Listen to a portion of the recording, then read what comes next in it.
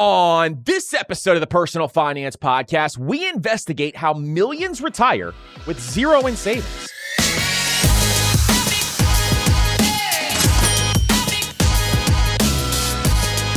What's up, everybody, and welcome to the Personal Finance Podcast. I'm your host, Andrew, founder of MasterMoney.co, and today on the Personal Finance Podcast, we're going to be diving into how millions retire with zero savings. If you guys have any questions, make sure you join the Master Money newsletter by going to MasterMoney.co/newsletter, and don't forget to follow us on Spotify, Apple Podcasts, YouTube, or whatever podcast player you love listening to this podcast on. And if you want to help out the show, consider leaving a 5-star rating and review on Apple Podcasts, Spotify, or your favorite podcast player. And again, if you want direct help from me, make sure you join Master Money Academy. It'll be linked up down below in the show notes. Now, today, we're going to be diving into how millions of Americans are retiring with zero in savings. See, here's what the internet tells you, is that you need $1 million in order to be able to retire.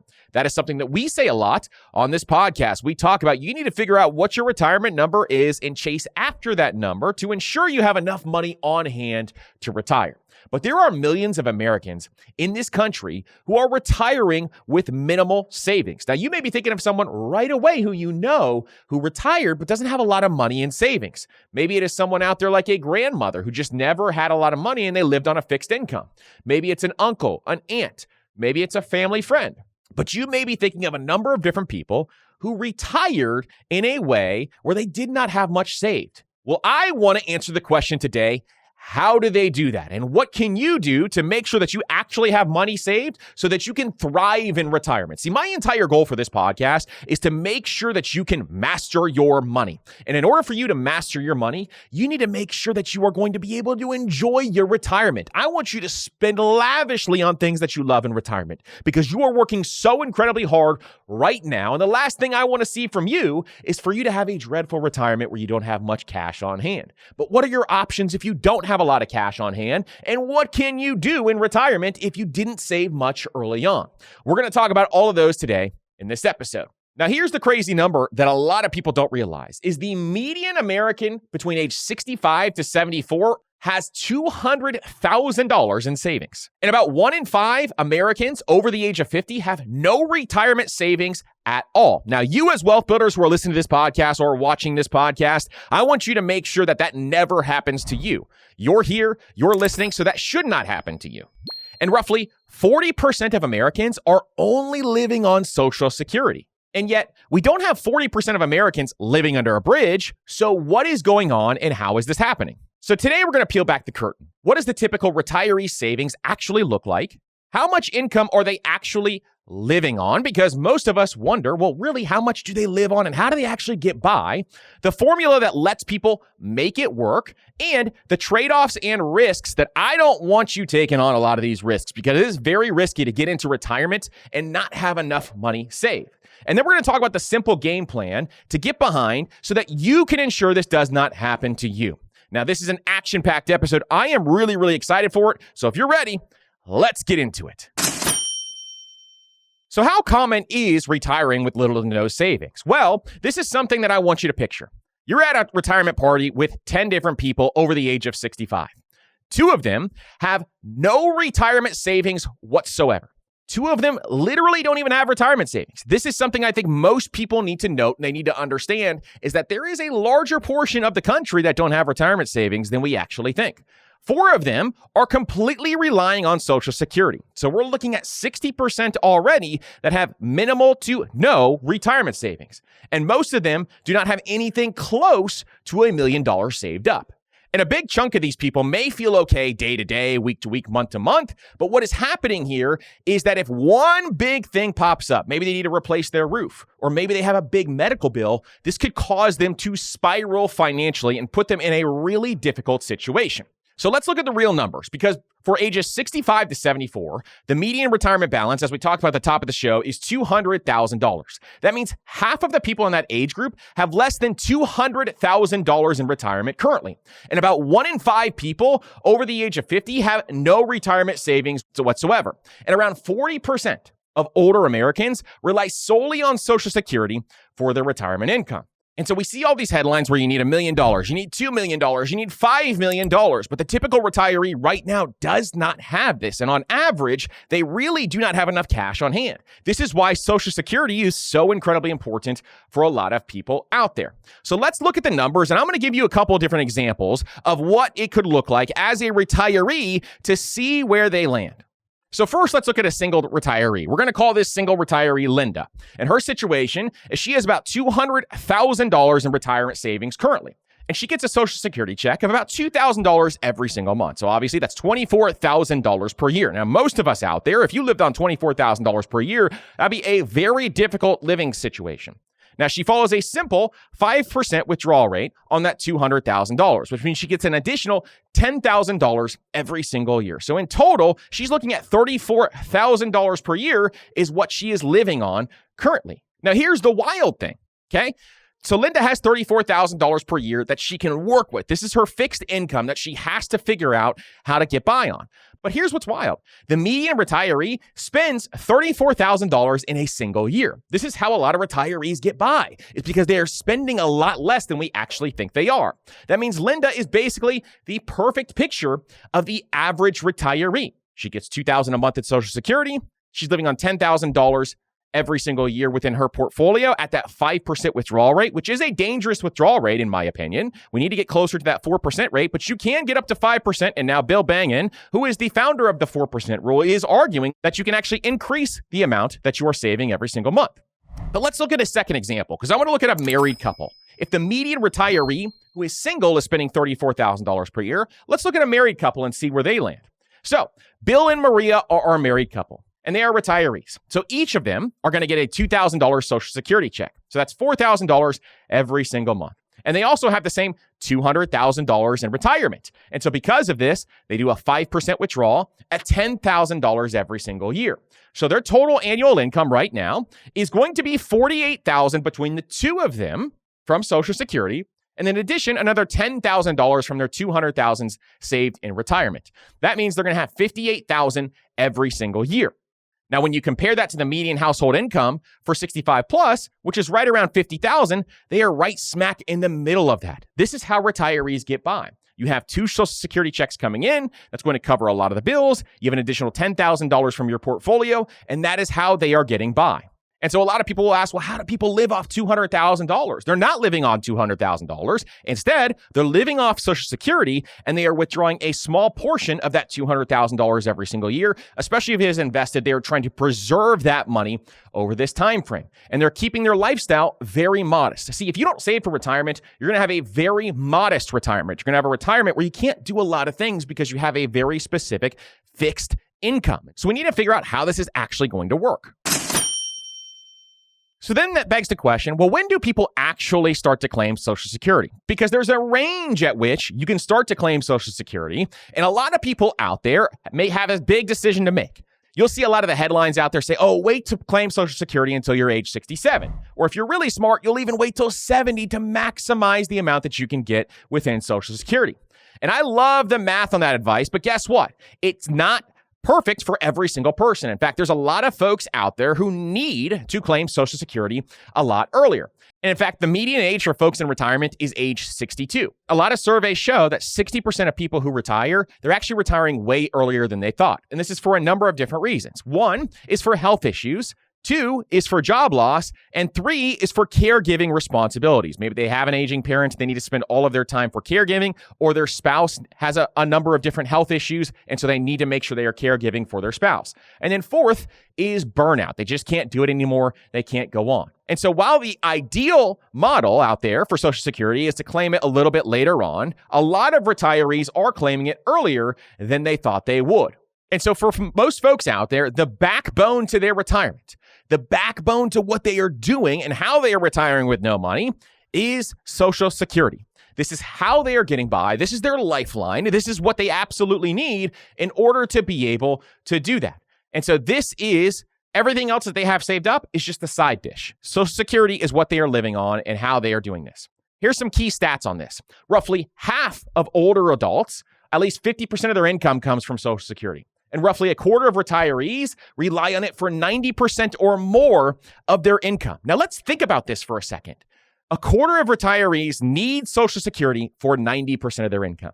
You are depending on something that is completely outside of your control. You have zero control whatsoever on how much of this you are getting.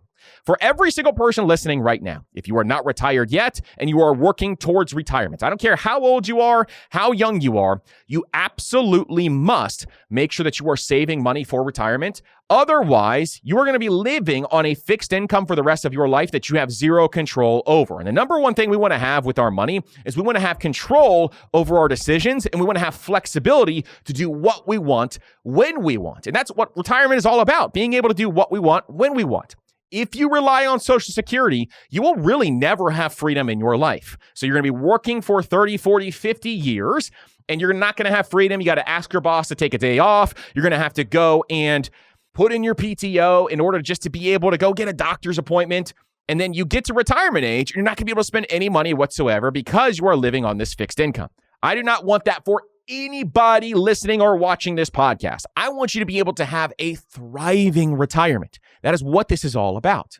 Now, there's been some research that has come out that said around 40% of older Americans have literally no savings whatsoever. In fact, Social Security is the entire thing. That is their entire plan, and that is how they retired. Remember, the average retired worker benefit right now is about $2,000 per month from Social Security. So the average person is getting $2,000 per month. That's $24,000 per year for each individual person and $48,000 per year for a married couple. So when we ask, how do they make it work? They're making it work with Social Security. That is exactly what they're doing and how they're getting by. But now I want to talk about something even bigger. I want to talk about the difference between income and expenses, because this is where we're going to see how they are actually taking care of some of these expenses. And I want to dive deeper into these so that you can ensure that you have all of these expenses covered before you even hit retirement age. We're going to jump into that next. Now, there are two things that I want you to note when it comes to getting to retirement age. And there are two things that we want you to make sure that you do here before you even reach retirement age. A big one is housing and debt. Okay, so we're going to talk about housing and debt here. And around 80% of Americans over the age of 65 currently own a home. And so for the baby boomer generation and beyond, a lot of those folks own a home currently, and home prices were much more affordable than they are right now. But that did save a lot of baby boomers' butts when it came to retirement, because if you had nothing else saved up, at least you had some equity in your home. And if you can get that home paid off, that is going to allow you to reduce your living costs over that time frame. Whereas folks who do not own a home and they're renting for the rest of their life, they may need some assistance, or they may need to figure out a unique living situation like living with their kids or other things that are going to allow them to be able to afford all of this. And so because 80% of Americans own a home after the age of 65, that is helping them tremendously. So here is something that I want you to take away from this is I want you, as you approach retirement age, to try to become completely debt-free, meaning I don't want you to have car payments. I don't want you to have debt on a HELOC. I don't want you to have debt in any other area. And we want you to have your home paid off if you can. The reason for this is because it's just going to reduce that liability. It's going to reduce that stress, and it's going to give you more flexibility in retirement. Imagine a retirement completely debt-free, where then all you have to worry about is your property taxes, your insurance, maintenance on the home, but you're not going to have to worry about all the costs associated with a mortgage. So instead, you can get rid of that mortgage, that $2,000, $3,000 per month monthly payment at current times, and then you can then focus your time, energy, and money on things that you actually want to do in retirement so that you don't have to worry so much. Now, this is why a lot of folks take things like a reverse mortgage, which is one of the worst things that you can do out there because they at least have equity in their home and they need the additional income. But that is not a great decision for most people. And so you need to make sure that you're completely debt-free, plus you have some retirement savings there. So I want all of your debt paid off as you approach retirement age. It's going to make your life so much easier over time. Unless you have a really big retirement account or you have a lot of income coming in. Let's say you have $5 or $10 million saved up and you're drawing down 4 to 5% on that $5 or $10 million. Then you may be in a situation where you can look at having a mortgage. But for most of you out there, not carrying a mortgage and being completely debt-free is the way to go when you reach retirement. You do not want to go into retirement with debt because it reduces your flexibility. Also, there are people now who have carried student loans for a long time. So making sure your credit cards are paid off, making sure student loans are paid off, making sure any other of that debt is going to be really, really important. The reality is 1/3 of older households are cost burdened. And so because they are cost burdened, this is because maybe they have debt or they have mortgages and you don't want to have that when you are looking at this. Because if you combine high housing costs with low Social Security payments, that is not a combination that anybody wants to make sure that they are trying to figure out. Otherwise, you are going to be living on beans and rice throughout your entire retirement. That is the last thing I want for anybody out there. I want you to thrive in retirement. I want you to enjoy your retirement. Future you needs to get paid. And so you need to make sure that you are saving some extra dollars and putting them towards future you. So if you want to retire with zero savings, let's say you are approaching retirement age right now, you're listening to this podcast episode and you're saying to yourself, well, I don't have a lot saved up. Well, if you want to retire with zero savings or minimal savings, you're going to at least have to become completely debt-free to make it actually work so that you don't go deeper into debt in retirement. That's one of the number one things that you need to make sure that you are doing. Now, here's an interesting thing. The average retirement household, age 65 plus, spends about $60,000 per year. But the median is $34,000 per year or $2,800 per month. But why is there a huge difference? This is because the averages are getting pulled higher by wealthier people within these equations. And so because of this, the average is going to be completely skewed, whereas the median is a more accurate number when we are talking about retire and spending patterns. And that is why we really care about the median when we are looking at all this specific data. Now, here's the interesting thing. The way that retirees spend their money is it typically drops with age. So early on, the highest years of spending for retirees are in their 60s, and then it drops significantly after 75 and 80. Why? Well, a lot of retirees are moving around less. They're traveling a lot less in their 70s and 80s than they were in their 60s. In their 60s, they are still able to move around. They are still able to get to a bunch of different places, whereas a lot of retirees currently in their 70s and 80s will travel a lot less. Now, I think with the fitness revolution that is happening right now, where most people who are younger are getting fit a lot earlier, we're drinking less, we're exercising more, we're eating better. And so because of this, I think future retirees are going to be able to move around a lot better than current retirees can because they have a longer health span. So there's lifespan and there's health span. Your lifespan is how long you live, how old you are when you die. Your health span is how long can you still do pretty much everything you want to do and be healthy while doing it. And so there's a number of different things. Peter Attia has some great work on this where he talks about lifespan versus health span and why it is so important to make sure that you're focusing your time and energy on your health span. Because what does the last 10 years of your life look like? If you can't get up and move around, it is not really that great of a retirement. So focusing your time and energy on your health is really, really important. Now, one category that usually goes up later on in life is healthcare. A lot of retirees are spending a lot more on healthcare as time goes on. And so the older they get, the more you're going to spend on healthcare. You just have more health complications. It's just the natural way our bodies work. If you want to finally master your money and build wealth with confidence, then you're going to love Master Money Academy. This is the membership that I created to give you a step-by-step roadmap to get your financial life completely organized and working for you. So inside Master Money Academy, you're going to get the full roadmap that takes you from zero to financial independence, plus video lessons, worksheets, calculators, deep dive trainings, in addition to weekly coaching calls with me. You're going to learn how to automate your money, invest long-term, negotiate your salary with no guesswork or overwhelm. And you'll get access to our private community of wealth builders where you can ask questions, get clarity, and surround yourself with other people who are building wealth. One of my favorite parts about Master Money Academy is we have these things called Master Money Masterminds, where it's people who get together who are working on a common goal, and they help support each other, and they help learn from each other. So if you've been wanting a simple system, a clear plan, and support from a community that actually cares, join us inside Master Money Academy. Click the link below to get started at Master Money Academy, and I can't wait to meet you inside.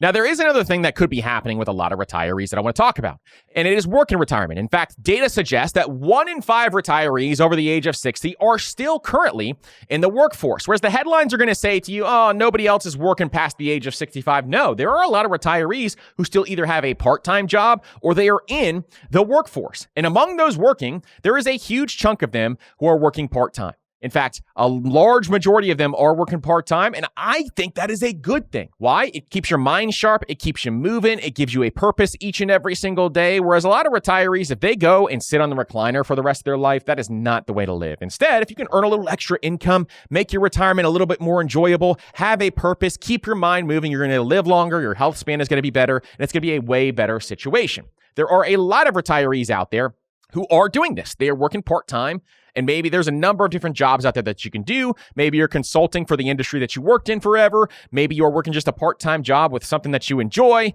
Maybe you are a starter at a golf course. Maybe you're working as a yoga instructor. Maybe you're working as a spin class instructor. It doesn't matter what you're doing. There's a lot of cool things that you can do as a retiree with fun jobs that are going to help you bridge the gap as you get closer to retirement age. And so if you're someone who is approaching retirement age and you're like, I don't have a lot of savings left, or you're getting to that point in time where you're like, I got to buckle up and do something, consider doing a part-time job. A part-time job is going to help you tremendously to bridge that gap so that we can have enough income on hand.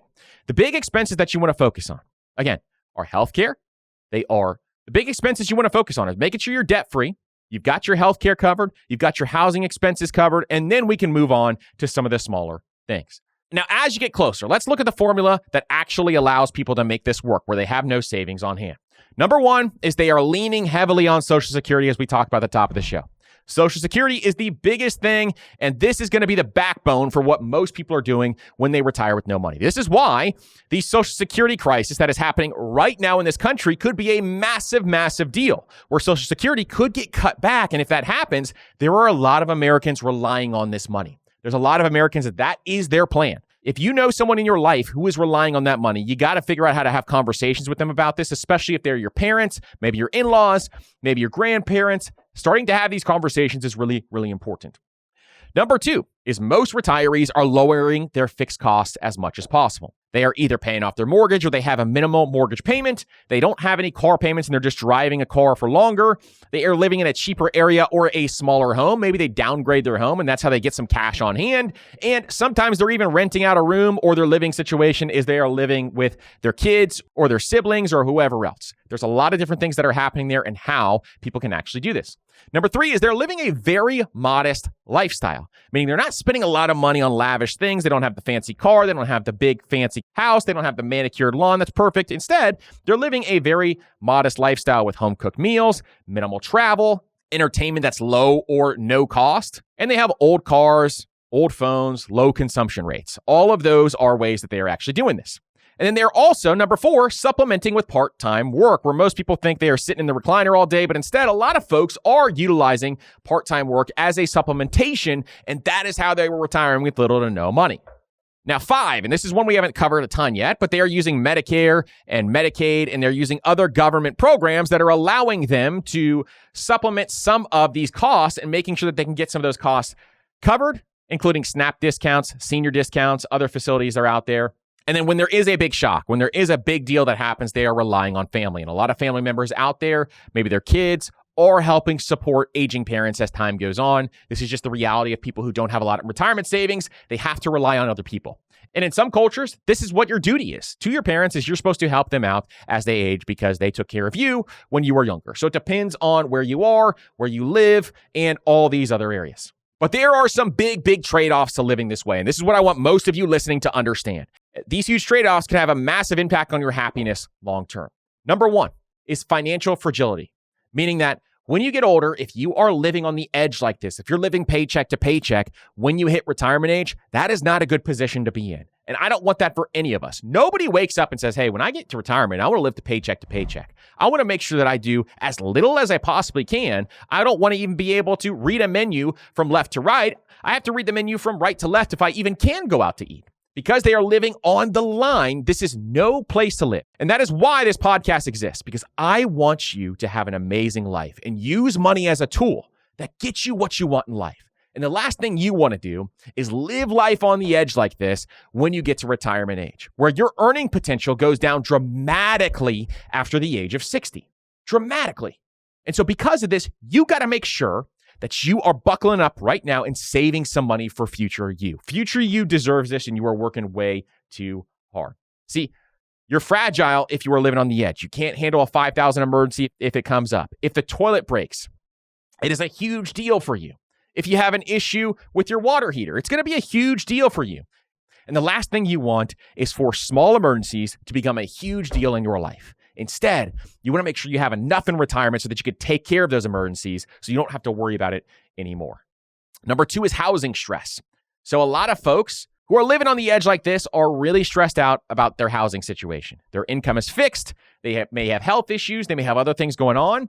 And so about a third are spending 30% or more of their income on housing. What does that mean when it comes to spending 30% or more on your housing? That means you are completely house poor, meaning most of your money is going to housing. You need to control that expense as much as possible. So even if you're not retired, you need to spend 30% or less total on housing costs. That means all the costs associated with housing. If you've never run the numbers on your house or figured out what total cost of ownership of your house is, we have a free calculator that'll help you calculate that. Just go to mastermoney.co/resources, and we have a total cost of ownership housing calculator. It is one of my favorite tools that we have, and I highly recommend that you go through and look at that if you have not already.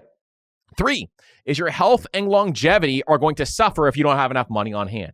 What if you don't have enough money to cover doctor costs? Or what if you don't have enough money to maybe you need specialized treatment and you don't have enough money to cover that specialized treatment? That is no way, place, shape, or form to live. One of the reasons why I love building wealth is because I want to have the medical attention that I need later on down the line.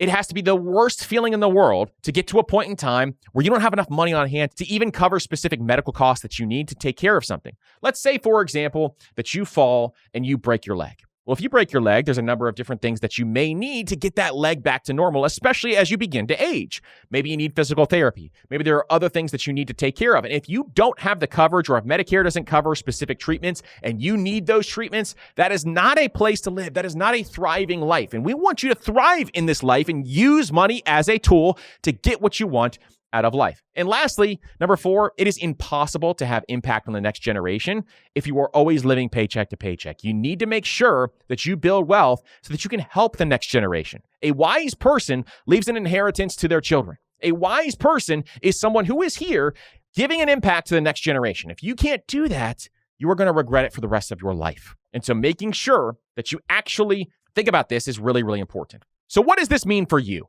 What does this mean for you if you are getting started here or if you're just learning about money or you're getting your finances together?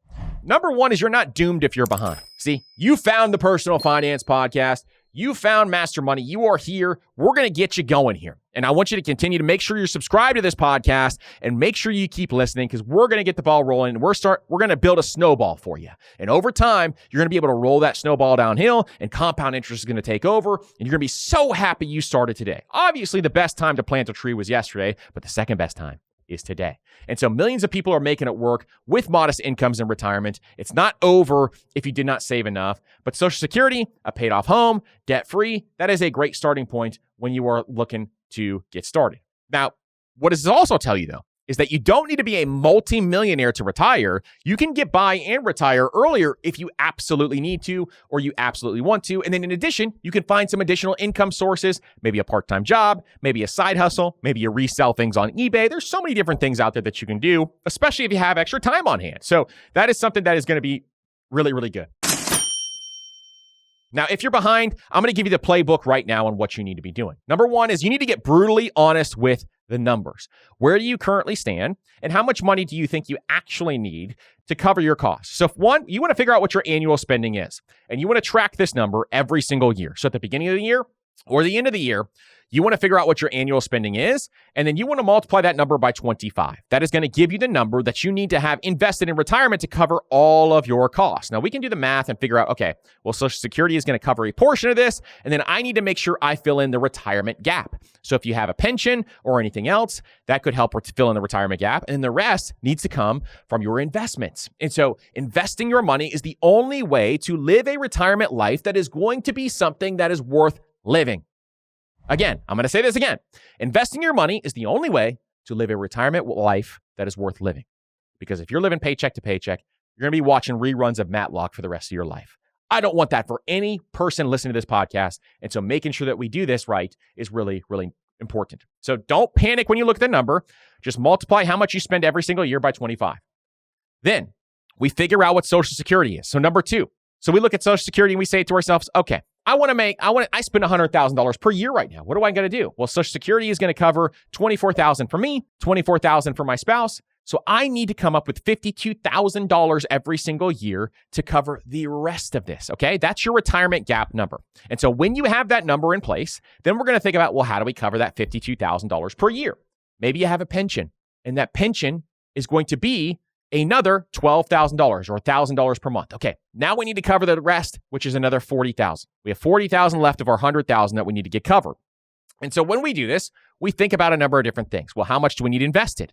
We need at most $1 million invested to cover that. Why? Because you can withdraw 4% a year modestly and still preserve your money throughout retirement. But you can get a little more aggressive and do 4.5, maybe even 5, as a lot of the research has been showing over the course of the last couple of years. And so at the most, you need $1 million invested in order to cover that difference of $40,000. Otherwise, you're going to have to reduce the amount that you're spending every single year in retirement if you can't get there. And so if you are someone out there who feels behind, increasing your savings rate right now is the number one thing that I want you to do and try to accelerate your path to getting to wealth. But then also, if you can't save enough fast enough, then you can build in flexibility. How do we do that? We take a part-time job to cover some of our costs because we know as we age, we're going to be spending less than we do currently right now. And so maybe in your 60s, you take a part-time job that allows you to, 1, cover the rest of the costs, and 2, maybe even invest a little bit more so that in your 70s, you don't have to worry anymore. In your 80s, you don't have to worry anymore. So you have this part-time job where you get your time back, you get your life back, you get your flexibility back, but then in addition, you are able to bridge the gap all the way into your 70s, 80s, 90s. Hey, we want you to live past 100. And so that's where we want you to get to. And if you could take that part-time job, that's going to help you a lot if you don't have enough on hand to cover the rest. And so that's just an example of how someone can look at this and take it step by step. Now, those of you who are younger, if you are not approaching retirement age right now and you are younger, what should you be doing? 1, you should be investing your money often, every single month. And you need to make sure that you are investing your dollars for your future. Now, how do you do this? You can do this in retirement account. The way that we look at this in Master Money Academy is we give you the exact order in the Wealth Builder's journey of exactly what to do next with your money. And so when we look at the Wealth Builder's journey, there's a number of different things that we need to do. Is we need to look at retirement accounts, things like your HSA, things like your Roth IRA, your 401k. All of these retirement accounts are fantastic to help you bridge the gap to getting to retirement. In addition, looking at a taxable brokerage account. For those of you who want to retire early, a taxable brokerage account is amazing because it builds in flexibility into your life. And I love that for each and every single one of us to try to build in this flexibility so that we have this powerful way to get ourselves to retirement and bridge the gap to retirement. So investing your money is number 1. 2 is saving up cash on hand. So building up your emergency fund using the 1-3-6 method. And if you've never heard our episode on the 1-3-6 method, I highly, highly encourage you to check out that episode. It is one of my favorite episodes that we do, but it is our framework surrounding how to build up your emergency fund. And so you save up 1 month, then you save up 3 months of expenses, then 6 months of expenses. And then as you start to approach retirement age, I want you to have an even bigger emergency fund. Why? Because if the market takes a dip or if there's volatility in the market and you don't want to pull from your portfolio, you have some additional cash on hand during those crazy market times where we don't really want to always be pulling from our portfolio. So that gives you an extra cushion. Is it required? No. But do I think it's, for most people, they need to be doing it? Yes. I think you need to have a couple of years of cash on hand. And so building that emergency fund slowly throughout your life can be something that you do. Now, you can also utilize a taxable brokerage account to do this if you have a really long time horizon, because you can keep those dollars invested and then you have that extra couple of years saved up and invested, and you could start to withdraw them from that portfolio earlier as you get closer to retirement age. So there's a lot of different options there, okay? 3 is you need to track your retirement number every single year, meaning how much do I need in retirement? Because this is going to change year over year. This is not something that you track every 10 years or every 5 years. You're like, oh, I'll get to it as I get closer to retirement age. No, it's going to change every year. And so we need to make sure we are tracking it so that we ensure that our goals are on track. Because if there's a big shift in your retirement number and you waited 10 years to start tracking it, what's going to happen here is that you're going to have to play catch up, and you're going to have to play really aggressive catch up. So instead, tracking it every single year means that we can make small tweaks within our plan, and it's not a big deal. It's not going to be a big deal as it would be if you waited too long. And so I want you to make sure that you're tracking your retirement number every single year. 4 is we need to increase our savings rate depending on when we want to retire. And so there's numbers that we want to look at to ensure that our savings rate is at least 20% of our income, and then trying to tick it up more as time goes on and as our income increases. So as your income rises, take a portion of that income and put it towards your savings rate so that you can increase the percentage that you're saving year in and year out. So those are some of the big things that you can do to make sure that you're on track in retirement. Again, for most of you out there, I do not want you living paycheck to paycheck in retirement. The time is now for you to be able to make the change, to make the shift. And I want to see that from every single one of you. Because once we get this ball rolling and you get your plan in place, then all you have to do is start rolling the snowball downhill. Compound interest will take over, and you don't have to worry about it as much. And so automating your money and doing all these different things that we talk about all the time in Master Money Academy is going to be the way to go. Again, if you want to join Master Money Academy, there will be a link down below in the show notes. We do weekly calls with me every single week, and myself and the team would be so excited to see you inside of Master Money Academy. So would love to have each and every single one of you there inside Master Money Academy. So I would love to meet every single one of you. So I appreciate you being here. Thank you so much for listening to the Personal Finance Podcast. Please make sure you subscribe. Give us a thumbs up on YouTube. Wherever you're listening, I appreciate every single one of you, and we'll see you on the next episode.